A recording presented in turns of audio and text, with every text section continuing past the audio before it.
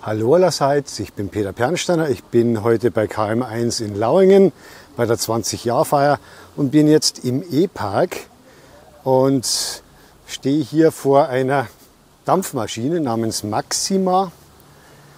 John Fowler hat die 1924 gebaut und Moritz Weiner ist der Dampfmaschinenführer und ich darf dann gleich rauf und ich werde ihn auch während der Fahrt interviewen. Kurz ein paar Worte noch vorneweg. Ich bin hier für diese Veranstaltung zumindest für die Übernachtung und für die Verpflegung eingeladen worden. Deshalb muss ich jetzt hier darauf hinweisen, dass dieses Video von KM1 gesponsert wurde. Und jetzt schauen wir mal, dass ich hier auf die Dampfmaschine raufkomme und dann können wir sie hoffentlich hier mal oben erfahren und erleben und ich lasse mir dann auch ein paar Sachen gleich dazu erklären. Kohle und Wasser.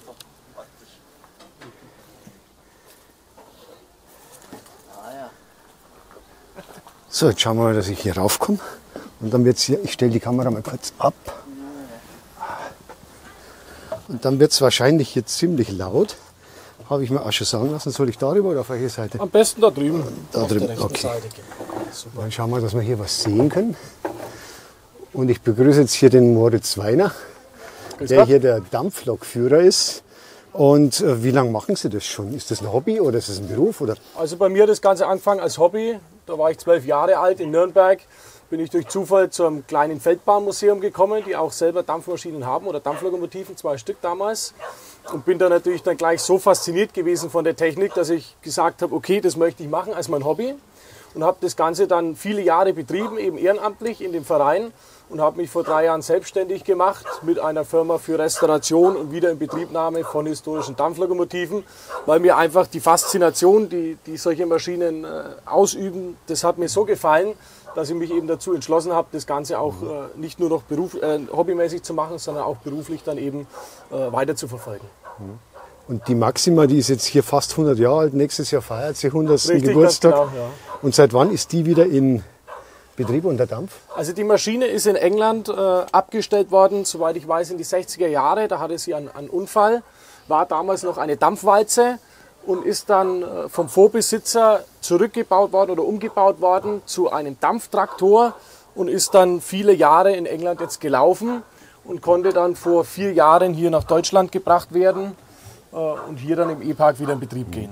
Da können wir ja mal den Laien ein bisschen was erklären, was jetzt hier für Apparate, Bedienelemente sind. Also das ist vielleicht auch mal ganz interessant. Wir haben hier auf der Maschine im Endeffekt die ähnlichen oder gleichen Bedienelemente wie auf einer Dampflokomotive. Ganz wichtig sind natürlich erst einmal die Armaturen am Kessel. Ne? Also Wasserstandsglas, das kennt man von jeder Dampflokomotive. Wir haben einen sichtbaren Wasserstand und man benötigt ja auch immer eine zweite Möglichkeit. Sollte da jetzt ein Schaden auftreten oder das Glas platzen, dann haben wir hier hinten ganz versteckt noch 2 Prüfhähne, um eben für den Fall, dass der jetzt ausfällt, noch eine zweite Möglichkeit zu haben. Dann haben wir natürlich unsere Speisepumpen. In dem Fall haben wir hier eine mechanische Kolbenspeisepumpe, die von der Kurbelwelle angetrieben wird. Die verwenden wir zum Fahren, also wenn wir auf der Straße sind oder hier im Betrieb, dann verwendet man diese Pumpe. Und für den Stillstand haben wir noch eine Dampfstrahlpumpe. Die können wir hier über dieses Ventil ansteuern bzw. anstellen. Mit der können wir dann auch noch Wasser in den Kessel einspeisen. Und dann ist die ganze Maschine hier relativ offen. Man sieht hier den ganzen Antrieb, die Kurbelwelle und alles jetzt nachher wahrscheinlich dann mit etwas mehr Dampf. Da wird jetzt wahrscheinlich die Linse irgendwo ziemlich mit dem Dampf Probleme haben. Aber dann werden wir mal schauen, dass wir mal losfahren. Ich muss mal schauen, wie ich mich hier am besten so anlehnen kann, dass mir nichts passiert. Dass ich am besten, ja, geht es so. So sitze ich jetzt, stehe ich jetzt schön und kann mich anklemmen, damit man auch ein bisschen was während der Fahrt sieht. Gut, dann fahren wir mal los. Zuerst müssen wir natürlich die Bremse lösen. Das ist hier der Hebel? Der Hebel hier drüben, das ist die Bremse. Aha. Dann haben wir hier unseren Steuerbock. Damit können wir quasi die Drehrichtung der Maschine vorwählen, entweder Vorwärtslauf oder Rückwärtslauf. Dann haben wir unseren Regler und wir haben hier auch ein Getriebe für einen langsamen und einen schnellen Gang. Wir fahren hier grundsätzlich im schnellen Gang. Der langsame Gang ist für steile Berge oder eben für Rangierfahrten gedacht. Die Geschwindigkeit, die maximal fährt? Ungefähr 6 km/h, also etwas schneller wie Schrittgeschwindigkeit. Dadurch dürfen wir natürlich auch auf öffentliche Straßen fahren, weil selbstfahrende Arbeitsmaschinen sind und brauchen hier in Deutschland dafür deshalb auch keine Zulassung und keine Kennzeichen. Das heißt, die tatsächlich auf Straßen hin und wieder unterwegs? Wir sind damit immer wieder auf Straßen unterwegs. Wir werden heute Nachmittag auch eine Ausfahrt noch zum Marktplatz planen und machen eine kleine Rundtour. Das sind ungefähr 5 Kilometer dann. Ja, das ist natürlich nochmal ein ganz anderes Erlebnis wie jetzt hier auf dem relativ kleinen Rundkurs im Gelände. Gut, dann machen wir uns mal auf den Weg hier.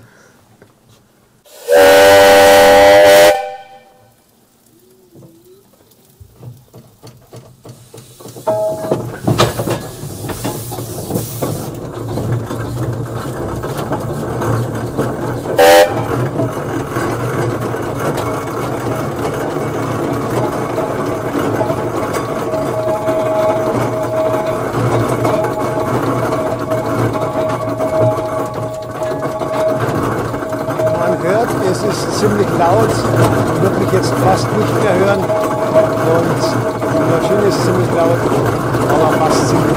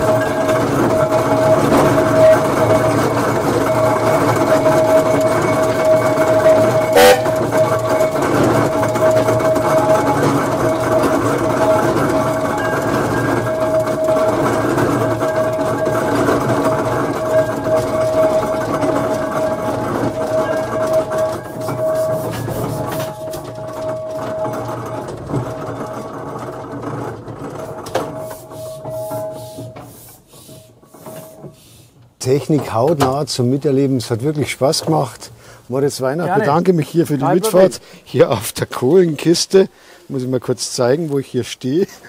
Ein bisschen abenteuerlich, aber es war hier sehr sicher zum Stehen. Und es hat hier wirklich Spaß gemacht, mit der Maschine eine Runde hier zu drehen. Im E-Park von KM1 Modellbau. Und ich werde jetzt dann danach nochmal draußen eine Aufnahme zeigen von der Dampfmaschine, damit man sie auch mal von außen bei der Fahrt sieht. Danke.